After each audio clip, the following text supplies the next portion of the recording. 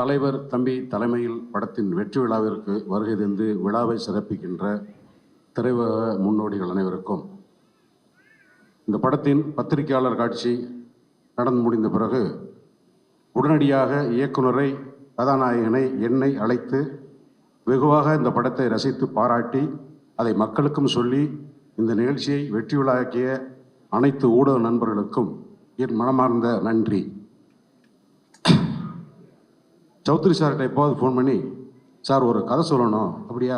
யாரையா ஹீரோ? ஜீவா. யோ, அவனுக்கு ஒரு படம் ஓடாது, நீ வேற. நானே படம் எடுக்கிறதில்ல, அவனுக்கு போங்க, வேற யாருக்கா ஹீரோ சொல்லுங்கய்யா. இப்படி வளர்ந்த ஹீரோ அவர். அப்போ இவ்வளோ ஒழுக்கமாக வளர்ந்துருப்பார்.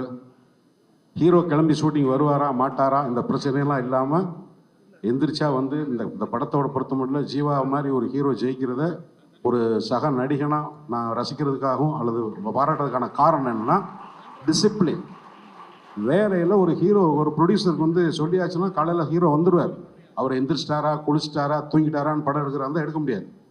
அதனால் இந்த மாதிரி ஹீரோக்கள் இப்போ வந்தால் ஹீரோ தான் கம்மியாக இருக்காங்க. படம் எடுக்கிற ப்ரொடியூசர் இருந்தாலும் டைரக்டர் இருந்தால், டைரக்டர் புது டைரக்டர் நான் சீமான்லாம் கதை சொல்லி அலையும் போது அவர் மேடையில் பேசுகிறது கம்மி. சீமான் பாட்டு பாடி ஆடி டயர்டாகி சாப்பிட்றதுக்கு காசு இல்லாமல், பெட்ரோல் போடுறதுக்கு காசு இல்லாமல் அடைஞ்சு, அன்றைக்கி ஒரு 10 ஹீரோ இருந்தாங்க, எப்படியோ வந்துட்டேன். இன்றைக்கி இந்த தலைமுறைக்கு ஹீரோக்கள் கம்மி. அதனால் ஜீவா படம் ஓடுனதில் ஜீவாவோட அதிகமாக மகிழ்ச்சி அடைகிறது நான் தான். மேலும் இந்த படத்தோட director Nitish and cameraman Bablu, associate directors எல்லாரும் வந்து என்னென்னா, இப்போ இன்றைய சினிமாவுக்கும் தேவை ஒழுக்கமான டிசிப்ளினான ஒரு டீம். ஒரு நிமிஷம் கூட தேவையில்லாத பேச்சு, தேவையில்லாத சிந்தனைகள் இல்லாமல், அவுட் ஆஃப் ஃபோக்கஸ் இல்லாமல் சின்சியராக. இப்போ நான் அந்த படத்தில் அந்த கேரக்டர் பண்ணும்போது ஒவ்வொரு நாளும் நான் நடிக்க போகும்போது ரொம்ப எனர்ஜெட்டிக்காக போவேன். எல்லோரும் 5 மணிக்கு, காலையில் 5 மணிக்கு சாயங்காலம் 5 மணிக்கு போனோம்னா 6 to 6 அது சில சமயங்களில் 2 o'clock முடியும். அந்த செட் அசிஸ்டன்ஸ் 2 வீட்டுக்கு நடுவில் அந்த செம்பருத்தி பூவெலாம் நடனம். நாங்கள் 6 மணிக்கு போயிட்டு தூங்கிட்டு மறுநாள் சாயங்காலம் 5 மணிக்கு வருவோம். ஆனால் அவங்க 2 மணிக்கு வந்து ரெடி பண்ணால் தான் சாயங்காலம் பண்ண முடியும். அந்த பசங்க பேரெல்லாம் எனக்கு தெரியல. உங்களுக்கு வந்து நீங்கள் இருக்கிற திசை நோக்கி நான் இருக்கிறேன் கூப்பி கும்பிட்றேன்ப்பா. உங்களுடைய உழைப்பு தான் இன்றைக்கி இந்த வெற்றியாக மாறி இருக்கு. அதுக்கப்புறம் வந்து எனக்கு மனைவியாக நடித்த மணிமேகலை எங்கே இருக்காங்க? நான் வாழ்த்துக்கள்மா. இந்த மாதிரி ஒரு வெற்றி விளையாடுற வள்ளி, அவங்க நக்லைட்ஸில் நடித்த நம்ம பேர் மறந்துட்டேன். எல்லாத்துக்கும் நம்ம எல்லாரும் சேர்ந்து வேலை செஞ்சதில் இந்த படத்தில் வெற்றி நடந்தது.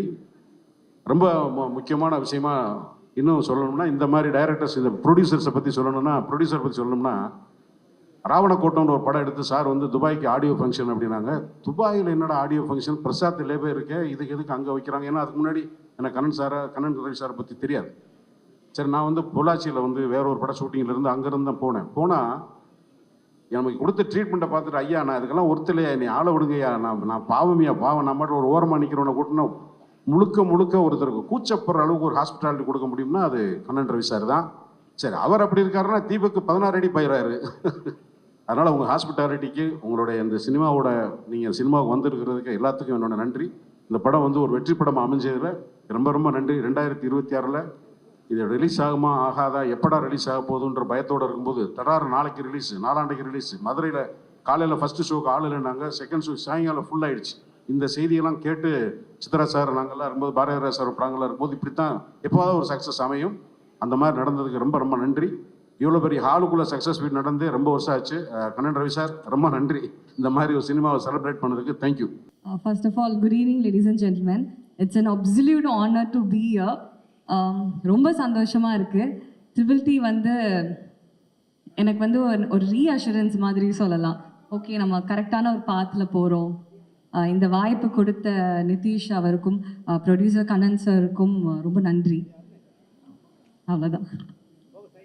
Anything that you remember very fondly இந்த திரைப்படத்தோட ஷூட்டிங் டைமில் என்னால் மறக்கவே முடியாது இந்த ஒரு விஷயம், அந்த ரீஅஷூரன்ஸ் எனக்கு கொடுக்கறதுக்கு ஒரு தருணமாக இருந்ததுன்னா? என்னால் எதுவுமே ஃபர்ஸ்ட் டேலேருந்து எதுவுமே மறக்க முடியாது. நிறைய நான் கற்றுக்கிட்டேன். And working with this team was ரொம்ப எனக்கு ரொம்ப ஃப்ரீயாக இருந்தது. It was like it's your ground, go play.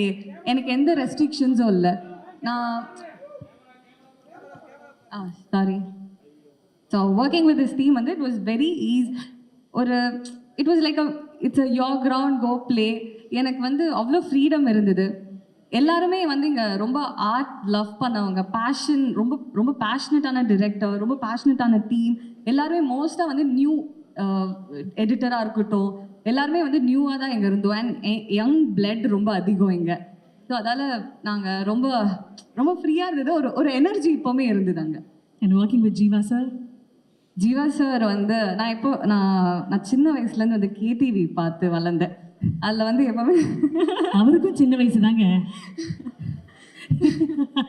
எனக்கு அது மட்டும் தான் ஞாபகம் இருக்கு. எனக்கு ஃபர்ஸ்ட் டைம் வந்து ஒர்க் பண்ண போது ஒரு ஃபர்ஸ்ட் டைம் ஒர்க் பண்ண ஃபீல் வரலை எனக்கு இவர் ரொம்ப வருஷமாக எனக்கு தெரியும்.